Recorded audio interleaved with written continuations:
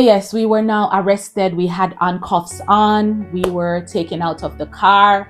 And you can just imagine the amount of insults from the spectators, that everyone that was around it, strung in so much crowd, so much people. They came out to see what was happening. It was excitement for them. But some of them, they were like, look at you guys, you're little girls, you're supposed to be in school, you're in car changing off to go see a man. This is why some of you guys get pregnant before time. So there was like so much things that was just said at that moment. And at the time, I'm just hanging my head in disgrace.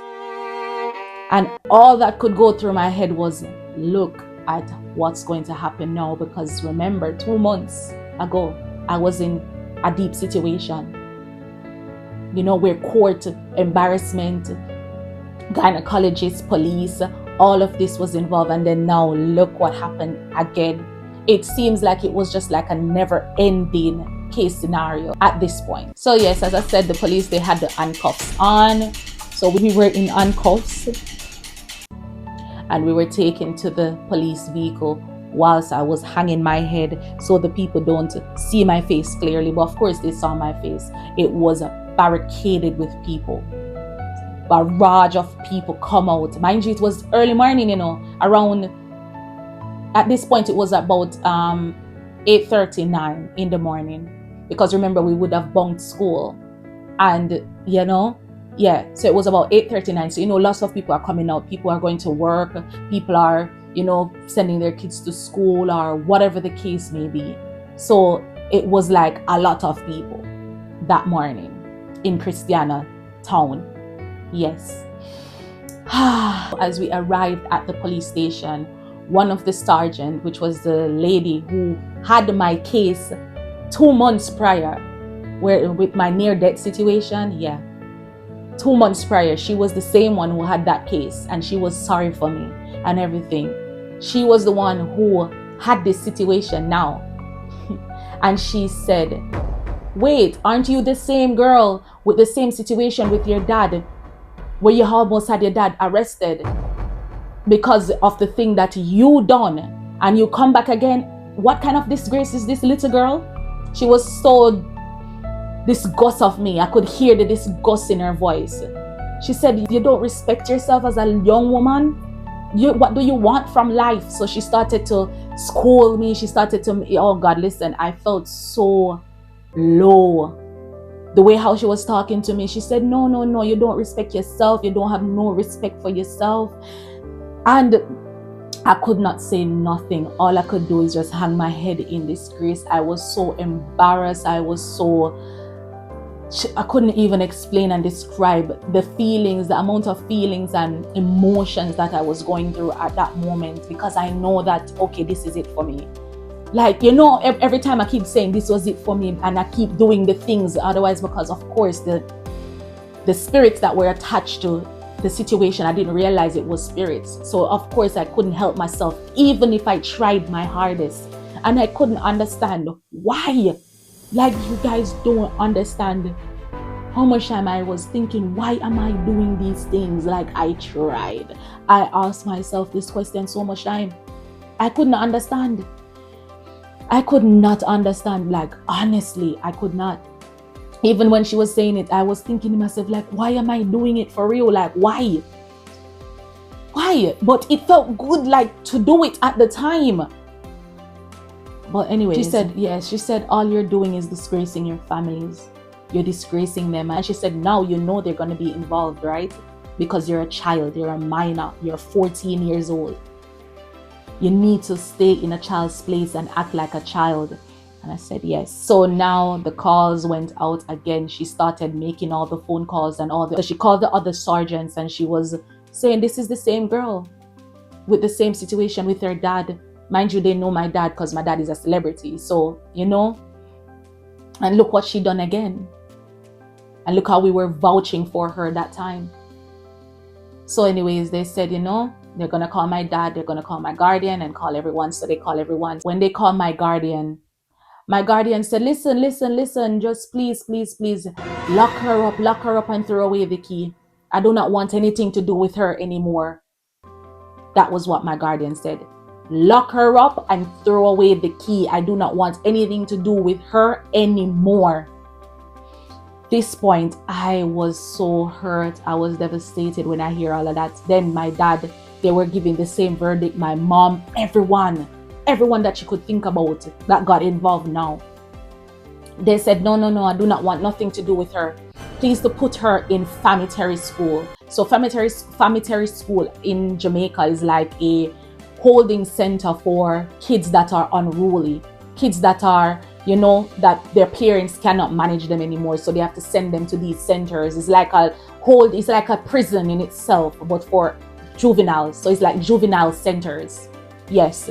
So they wanted me to go to juvenile center, and the police was like, no, I'm going to give you guys some time to think. So obviously this was in the morning. Mind you now, remember, my dad is about his business, doing what he's doing. So now, because my friend is 17 years old, she is classified as an adult. They said to her that she could go. And as she went, right, they turned to me, they said, you see, she is an adult, you're a child. So you see, that is why you're not supposed to follow people. Why were you going out? And I was saying, I don't know. She said what everyone was saying. So what if something had happened to you, you gone on the road and then your parents and your families can't find you? And I was like, yeah, I don't know what's happening. I keep saying that. I didn't know what was happening for real. Like, there was just so much things that was just happening. It's like unreal, like for real, guys. So after like many hours of that day had passed by, they weren't in a rush to come to rescue me from the lockup. I was in lockup. They weren't in any rush. They were like, as far as they're concerned, they wanted them to lock me up and throw away the key. So I was in there for ages until my aunt showed up. Then after my aunt showed up now, then some other people came, and then my mom was on the phone. She was crying. She was like, what is wrong with you? Like, I can't deal with this anymore. You're going to have to go back to your dad to live. My dad started arguing with my mom and saying, I told you the very first time never to take her. But then because you guys wanted to do your own thing, I just said, let you guys be. I told you to let her stay, because when she's living with me, she acts like a child. When she's with you guys, she has too much freedom. So my dad always have it to say that I had too much freedom, which was true. I did have too much freedom, but they just didn't know this. But with my dad, as I told you, there was so much eyes. There was little that I could do or get away with. He was very strict. And so, of course, there was nothing that I could get away with in a sense. And of course, I got let out of the lockup, and I had my walk of shame coming from the police station. I had to walk through the town. So, all those people that were there, or some of the people who were there in the daytime, they were there too. They said, there's a girl that got caught. So it was just embarrassing. So I had to be walking through the crowd, and then some of the other people who knew my guardian, they started saying, sorry about this. So they were saying to her, sorry about the whole situation she was undergoing. She was so embarrassed. She was just fed up, and I could just feel her pain at that time. The next day when my dad came to pick me up, he didn't even touch me. He didn't even beat me or anything. He did not. Nobody touched me. All they were doing is just looking at me with disgust. Like, they were so, like, disgust with me. It was like, and hurry up and pack up your stuff and get the stuff in the vehicle. Like, just standoffish and cold. And I was just like moving quickly, like I was moving fidgety, because I was like thinking, okay, I don't want to stall too much because I don't want him to get upset and then start hitting me. So things started falling over. Oh gosh, I was becoming so clumsy. Yeah. Yes. So now this became the second time when I moved back to my dad. Now my dad said, this will be for good. She will not be moving back to you guys. She will be living with me for good. And they said, yep, do that. My aunt was so happy. She said, yes, do that. As I was packing my stuff and everything, all my organs and my entire being, my soul, my spirit was screaming for help. I was dying on the inside because I know the sufferation that I'm going to be under whilst living with my dad. Mind you, it was not only with, remember the first time when I was living with him, I was living with him, my stepmom, and my two younger sister at that time.